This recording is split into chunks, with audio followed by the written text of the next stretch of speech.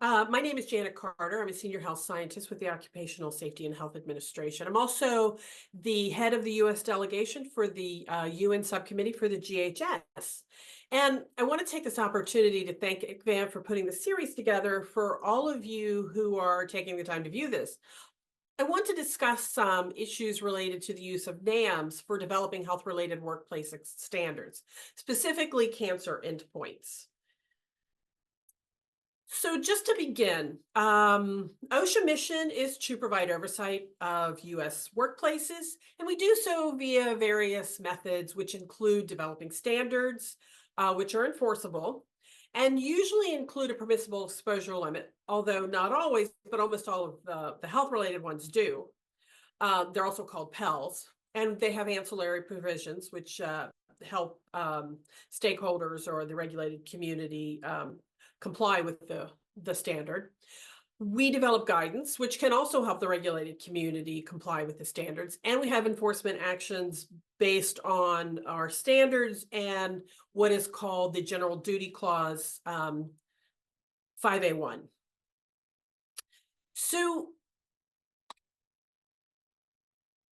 in order for OSHA to develop workplace standards, the agency has a fairly high evidentiary bar, which means we have to establish that there is significant risk in the workplace when exposed to a particular chemical or substance.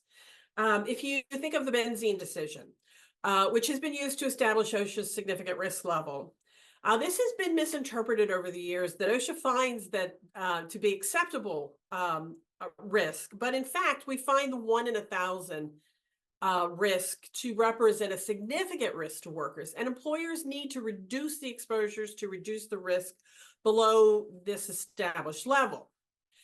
Now, I want to note here, and I'll talk about this again later when we're talking about material harm, that when it comes to deciding what material harm is, the courts really have given the agency a good deal of latitude to make that decision.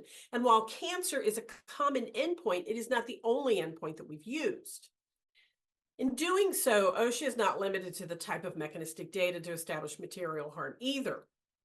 We also have to establish that there is technological and economical feasibility to comply with the standard. And this applies to most workplaces most of the time.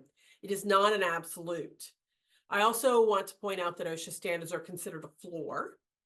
That means that concept is that it goes back to the way we determine significant risk for employers and their obligation to reduce risk below that level. So OSHA regulates carcinogens, and we do so in a couple of ways. We've established 31 agents as carcinogens by direct rulemaking. We also require, via the hazard communication standard that SDS prepares, disclose known carcinogens on the safety data sheets, and have provided in the HAZCOM standard Appendix F list of authoritative bodies that, including the NTP, carcinogen list, IARC, other authoritative lists, that those need to be disclosed on the safety data sheets. Now, going back to OSHA's evidentiary burden, OSHA needs a lot of data in order to make a determination of material harm or do our risk calculations. Now, we usually base our risk on an 8-hour per day, 5-day per week, 40-year working lifetime, and established job exposure matrices. We do have significant latitude in the use of risk models, as long as they are perceived as well established or can be replicated. So there's really no confinement in how we do our risk determination as far as the models go, or the type of data that we use to establish material harm. Our data needs includes dose response data, epidemiological findings, and experimental data for establishing material harm and risk. We have also discussed in the hazard communication standard how to better understand the effect of aggregate exposures on workplace findings, and I'll talk about that in a little bit, hopefully. An example of this is really if you look at silver for multiple consumer products and how it's really impacting occupational levels. So that's something that we need to think about when we're putting together models as well.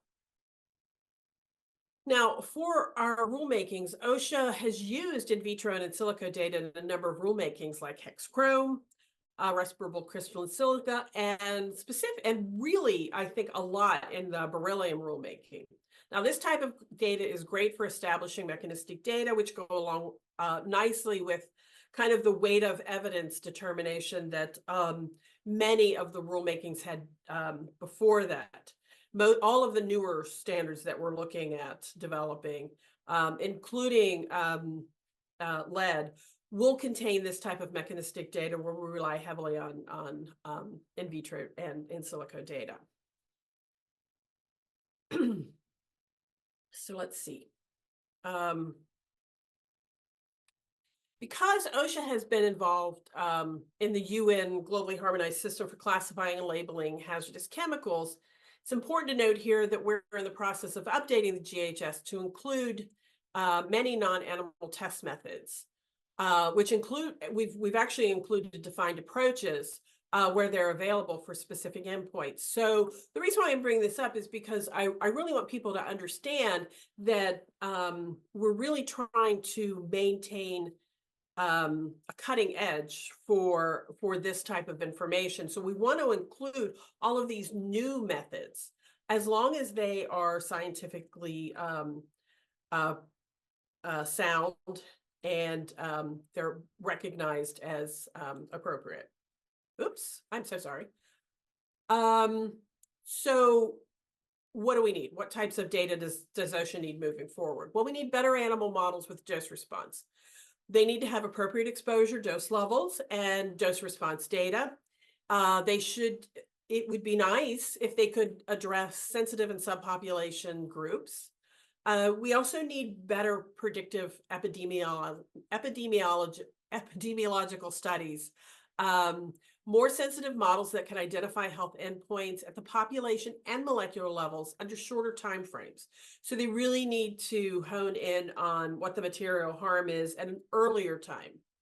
We also need more predictive NAMs based on human health findings, identifying the AOPs of concern and mechanisms of concern, and they should be reflective of lower exposure and chronic response in worker populations. Now, I just really want to leave the audience with one final thought, and it is that OSHA routinely faces legal challenges when promulgating our rules. And so addressing chemical exposures in workers is, as I said, has a high evidentiary bar. It's therefore critical that OSHA be able to demonstrate that the data obtained from NAMs can clearly be interpreted as material impairment of health. So it's very important that these methods be validated, they be scientifically sound, and they're replicable. So those are the basic concepts that we need for developing NAMs for carcinogens and for other endpoints as well. But if anyone has any questions or concerns, please contact me at carter.janet@dol.gov. And I thank you very much for your time and consideration. Thank you.